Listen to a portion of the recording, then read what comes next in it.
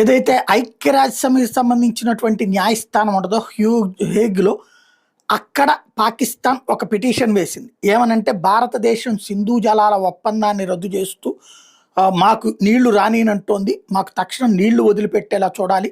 మా దేశంలో తాగునీటికి ఇబ్బంది అయిపోతుంది. సాగునీటికి ఇబ్బంది అయిపోతుంది. పంజాబ్ సింధు ప్రాంతాల్లో తీవ్రమైనటువంటి సంక్షోభం వస్తోంది. తక్షణం స్పందించాలా, భారతదేశానికి ఆదేశాలు ఇవ్వాలి అన్నటువంటిది కోరతా ఆర్గ్యుమెంట్స్ వినిపించింది. దీంతో హేగ్ న్యాయస్థానం ఏదైతే ఉందో అంతర్జాతీయ న్యాయస్థానం ఈ మేరకు అది తీర్పు ఇచ్చేసింది. ఆర్బిట్రేషన్ జరగాలి. ఇదే కోర్ట్ ఆఫ్ ఆర్బిట్రేషన్ వాళ్ళు దీంట్లో మేము జోక్యం చేసుకుంటాం, మీరేమీ అట్లాగా ఆపడానికి వీల్లేదు అంటూ తీర్పిచ్చింది.